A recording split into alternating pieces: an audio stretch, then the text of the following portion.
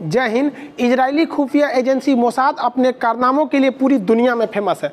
अभी उसको थोड़ा एक धमकी मिल गया है कि भाई ट्रेलर जो दिल्ली में ब्लास्ट हुआ है वो ट्रेलर है। तो थोड़ा हम लोग इजराइल का फिल्म देख लेते हैं। इजराइल ने कैसे कैसे फिल्म आतंकवादियों को दिखाया है, जिसमें एक बहुत फेमस उसका ऑपरेशन था, ऑपरेशन थंडरबोल्ट। इसमें क्या हुआ था कि इजराइल का कुछ पैसेंजर को अगवा कर लिया गया। तेल अवीव से एक जहाज उड़ान भरी थी जो फ्रांस की राजधानी पेरिस जा रही थी, लेकिन जब वो एथेंस से उड़ान भरी, एक बार फ्यूल भर के ड्रॉप करके, तो उसे हाईजैकरों ने हाईजैक कर लिया और इन हाईजैकरों ने उन्हें हाईजैक करके वापस इसे लीबिया की ओर लेके गए थे सब। अब ये लोग लीबिया क्यों ले गए थे? तो भाई देखिए, यहाँ से ये तो उड़ान भरी थी एथेंस से, इसको घुमा के ये लोग लीबिया लाए। लोग लीबिया में ये लोग पेट्रोल भर लिए, फ्यूल उसका भर लिए।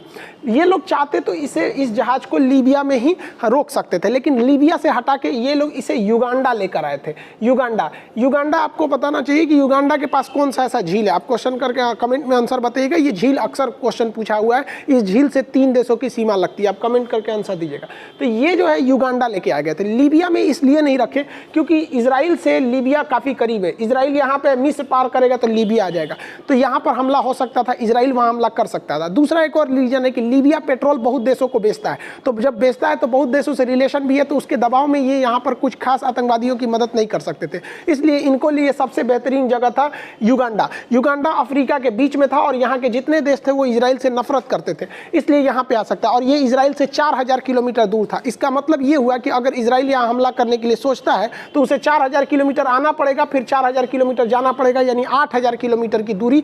इसने में कोई भी कमांडो ऑपरेशन लगभग नामुमकिन हो जाता है, क्योंकि 8000 किलोमीटर चलने के बाद कोई भी कमांडो थक जाता है।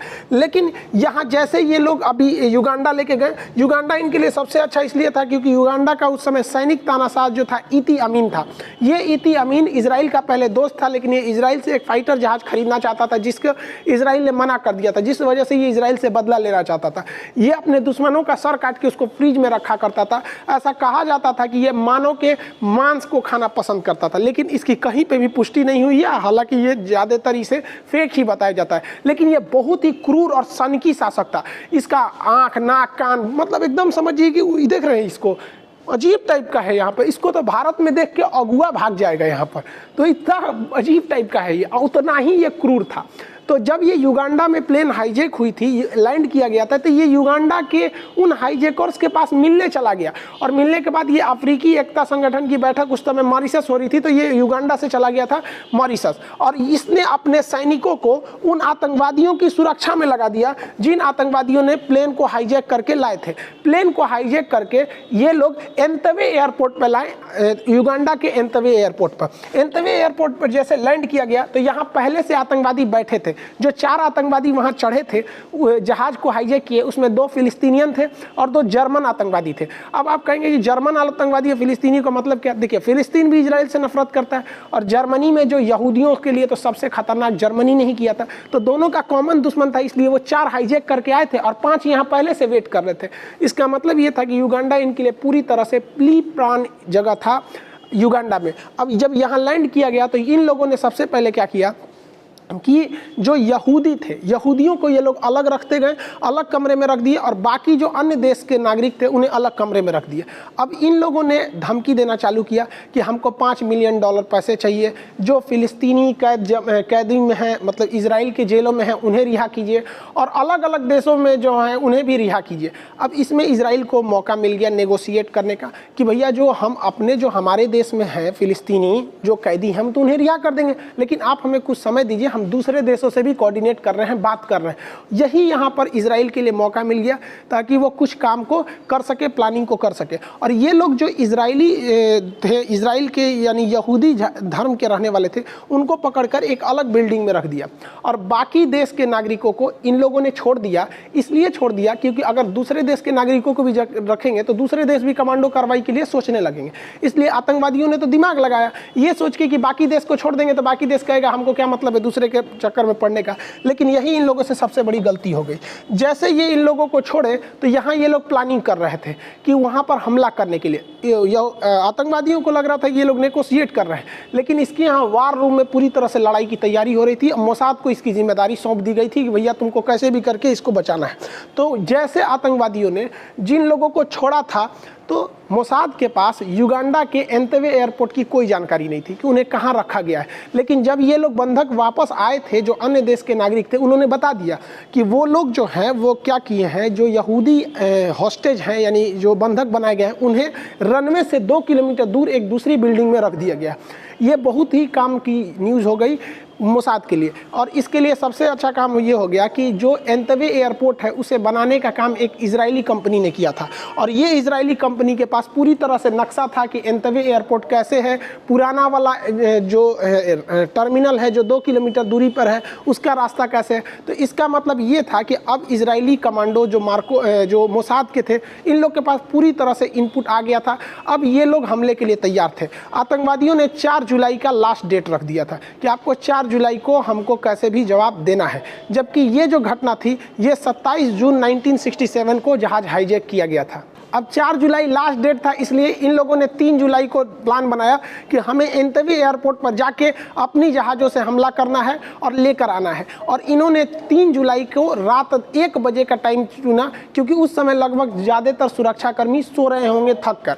ये 5 जहाज़ों को लेके गए, जिसमें आगे के 3 जहाज़ों में कमांडो बैठे हुए थे। एक जहाज़ खाली था जो ये सुनिश्चित करता कि ये कमांडो जब उतरेंगे तो वहाँ ढूंढ देंगे लोगों को। और ये खाली इसलिए गया था ताकि ये जो जहाज है, बाकी जो पैसेंजर वहाँ पे फंसे हुए हैं उन लोगों को ये वापस ले आ सके। और एक जो पीछे वाला जहाज था, इसमें कम्युनिकेशन सिस्टम था, मेडिकल फैसिलिटी थी कि अगर कोई कमांडो बीमार पड़ता है तो उसके लिए क्या क्या चीज़ें होंगी, ये पीछे वाले में। इसमें केनिया ने साथ दे दिया इजराइल का। ये है हम युगांडा के बगल में है केनिया ने एक जहाज को रुकने की अनुमति दे दिया कि यहाँ आप रुक जाएंगे, जाके कोऑर्डिनेट कर लेंगे। अब इन लोगों को सबसे बड़ा दिक्कत यह था कि युगांडा इतना इंटीरियर एरिया में था, अगर जहाज रडार में आ जाएगी तो कोई भी देश इंफॉर्मेशन दे देगा कि यहाँ पर ये इजरायली आए हैं। तो इन्होंने दिमाग लगाया, ये लाल सागर के ऊपर से उड़ान भरते हुए जिबूती से क्रॉस मारे और यहाँ से ये लोग इस तरह से एंट्री मारे। और इनकी जो जहाज़ें थीं ये समुद्र तल से महज 100 मीटर की ऊंचाई पर उड़ रही थी। इतने नीचे उड़ान भरने वाले जहाज़ों को रडार भी पकड़ नहीं सकता है। और ये बहुत ही खामोशी से निकले और रात 1 बजते युगांडा के एंतेवे एयरपोर्ट पर ये जहाज़ एंट्री मार दिए सब। लेकिन इतनी दूर तक का सफ़र करने के लिए 4000 किलोमीटर तक जहाज़ जा सकती है, लेकिन 4000 किलोमीटर वापस नहीं आ सकती है 8000 किलोमीटर की दूरी बिना फ्यूल भरे। इसलिए इसे रास्ते में रीफ्यूलिंग की ज़रूरत पड़ती, जो इसे रास्ते में ही रीफ्यूलिंग कर दिया गया था। रास्ते में जब ये रीफ्यूलिंग कर दिया गया, उसके बाद जब ये युगांडा एयरपोर्ट पर उतरे तो इन्हें इस बात का डर था कि कहीं युगांडा के एंतेवे एयरपोर्ट की रनवे की लाइट्स तो बंद नहीं है, क्योंकि अगर लाइट बंद रहेगी तो रात में लैंडिंग नहीं कर सकते हैं। लेकिन इन्हें ट्रेनिंग इस तरह से देके भेजा गया था कि ये रात में लैंडिंग करा सकते हैं, वो मिलिट्री एयरक्राफ्ट था। लेकिन बहुत ज़्यादा दिक्कत हो जाती अगर लाइट बंद थी। लेकिन इस वजह से ये लोग अपने साथ टॉर्च वगैरह भी लेके गए थे। तो ये रनवे की लाइट जल रही थी, ये लोग यहाँ पर लैंड किए। जैसे ये लोग लैंड किए तो इनको खुफिया एजेंसी को ये पता था कि इनका राष्ट्रपति जो है ईदी इमाम वो कहाँ है, अभी विदेश में है। अब वो जब विदेश से आएगा तो इन्होंने इस तरह से जहाज़ की डिजाइनिंग की जैसे उन लोगों को लगा कि इनका ईदी इमाम ही मतलब उनका खुद का राष्ट्रपति वापस आ रहा है। इन लोगों ने ईदी अमीन की तरह ही एक गाड़ियों को रखा। ईदी अमीन काले रंग की मर्सिडीज में चलता था। जैसे उसकी गाड़ियां जहाज लैंड करती थी, पीछे से उसमें मर्सिडीज निकलती थी, रेंज रोवर गाड़ियां निकलती थी। तो इन लोगों ने भी यही डिसाइड किया कि काले रंग की मर्सिडीज निकलेगी, उसमें जो आदमी बैठेगा वो भी मोटा तगड़ा हट्टा कमांडो को बैठाया गया, जो लगभग ईदी अमीन की तरह ही दिखता था। इससे क्या हुआ कि जो युगांडा के सैनिक थे एयरपोर्ट पर ड्यूटी कर रहे थे, अब ये सैनिकों को थोड़ी ना पता रहता है कि राष्ट्रपति आ रहे हैं कि प्रधानमंत्री आ रहे हैं। तुम एयरपोर्ट पे ड्यूटी कर रहे हो, करो ना चुपचाप। यहाँ पे सबको थोड़ी पता होता है किसका जहाज लैंड किया। तो उन लोग को लगा कि नहीं भैया हमारे राष्ट्रपति का ही लैंड किया होगा। लेकिन इन लोगों से एक गलती हो गई।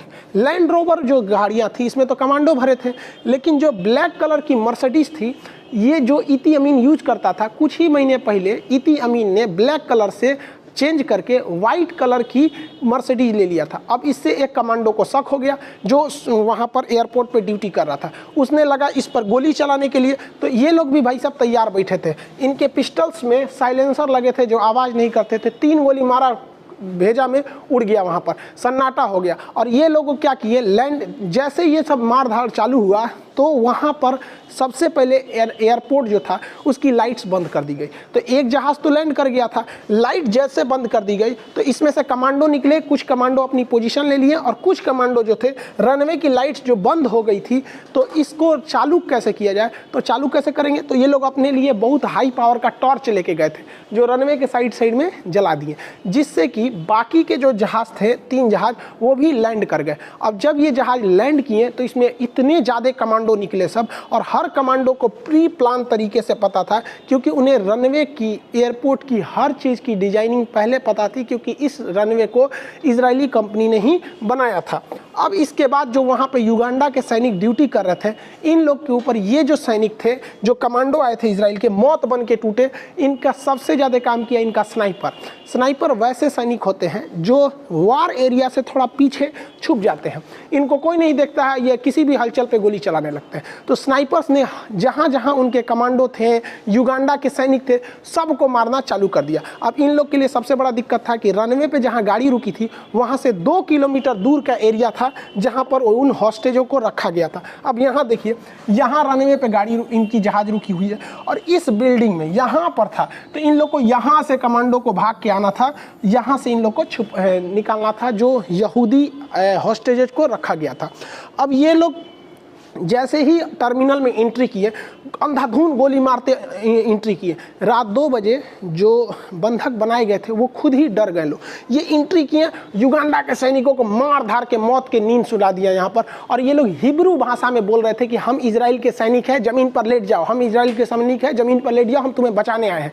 हिब्रू भाषा यहूदियों की एक भाषा है जो उनकी अपनी भाषा है, इजराइल की भाषा है। तो हिब्रू भाषा में जब ये लोगों ने सुना तो जो भी थे उन लोग को बहुत तसल्ली मिली कि हमारी कमांडो यहाँ पहुँच गए हैं। और वो लोग क्या किए, सारे बंधकों को बचा लिए, और इन बंधकों को बचाने के बाद इनमें कुछ बंधकों को गोली भी लग गई। क्रॉस फायरिंग में कुछ लोग ज़मीन पर नहीं बैठे, इधर उधर भागने लगे तो 1-2 को गोली भी लग गई थी, लेकिन सारे के सारे वहाँ पे सैनिक मार दिए गए थे। अब एयरपोर्ट पर कब्जा था तो इजराइल का, इजराइल ने जैसे जल्दी जल्दी वहाँ के कमांडोज जो थे वो इन सैनिकों को भरने लगे, तब तक उनकी नज़र वहीं पर पड़े MiG-21 जहाज़ों पर पड़ी। ये MiG-21 जो जहाज़ थे ये बहुत ज़्यादा संख्या में वहाँ पे थे, वहाँ लगभग 11 MiG-21 जहाज़ थे। जो ये MiG-21 जहाज़ इन इजरायली कमांडो के लिए यमदूत साबित होते, क्योंकि अगर ये कमांडो ऑपरेशन खत्म करके वापस जाते तो इनके पास हरकुलियस जहाज था जो ट्रांसपोर्ट जहाज था, बहुत तेज नहीं भाग सकता था। पीछे से जब युगांडा की एयरफोर्स आती तो वो इन्हें रास्ते में मार के खत्म कर सकती थी, इनके ऑपरेशन का कोई मतलब ही नहीं बनता। इसलिए ये लोग हैंड ग्रेनेड और ब्लास्ट से बम लगाकर इस पूरे के पूरे यहाँ पर MiG-21 जहाज़ों के पूरे स्क्वाड्रन को ही तबाह कर दिया। और इसके बाद ये लोग सारे जितने वहाँ पर बंदी बनाए गए थे उनको वो जो एक्स्ट्रा चौथा जहाज़ था जो खाली लाए थे लोग, उसमें ये लोग भरना चालू किए थे लोग, और सारे हॉस्टेजेस को इन जहाज़ों में भरकर और इनको जल्दी जल्दी मैसेज भेज दिया गया इजराइल में कि हम लोग इन्हें क्या कर रहे हैं, अब जहाज़ों में भर रहे हैं, हम यहाँ से निकलेंगे। इस पूरे ऑपरेशन की ग्राउंड कंट्रोलिंग थी योनातान नेतन्याहू के पास। योनातान नेतन्याहू पूरे मिशन को वहाँ ग्राउंड पर कंट्रोल कर रहे थे। वो सारे हॉस्टेजेस को, सारे जितने बंधक थे उनको जल्दी जल्दी जहाज में बैठाएं, अपने एक एक सिपाही को, अपने एक एक अफसर को जहाज में बैठाएं, और सबसे लास्ट में योनातान नेतन्याहू गए। लेकिन योनातान नेतन्याहू को लास्ट जाते जाते उन पे एक गोली लग गई थी, जिस गोली लगने की वजह से योनातान नेतन्याहू की मौत रास्ते में ही हो गई। ये लोग सुरक्षित निकल चुके थे, लेकिन इस पूरे ऑपरेशन का जो फील्ड इंचार्ज था वो सबसे लास्ट में गया था, जिस वजह से उसे गोली लग गई और वह रास्ते में शहीद हो गया। योनातान नेतन्याहू मृत्यु हो गई। ये बचपन से ही बहुत ही बहादुर थे। योनातान नेतन्याहू की मृत्यु के बाद उनका भाई जो थे उन्होंने कहा कि मैं भी अपने देश की सेवा करूंगा, और बड़ा होकर यही जो लड़का है योनातान नेतन्याहू का भाई, ये बड़ा होकर बेंजामिन नेतन्याहू बना। और आज ये लोग सोचते हैं इजराइल के जो दुश्मन बने हैं, जो बेंजामिन नेतन्याहू छोड़ देगा इन्हें। अरे इसने अपने भाई को गंवाया है, और दिलेरी देखिए पूरे महाद्वीप को पार करके ठोक कर आया वहां पर, उसके देश में घुस कर और मार के लेकर वापस आ गया। जब ये लोग इजराइल पहुंचे तेल अवीव, तो इनका बहुत ही गर्मजोशी से स्वागत किया गया।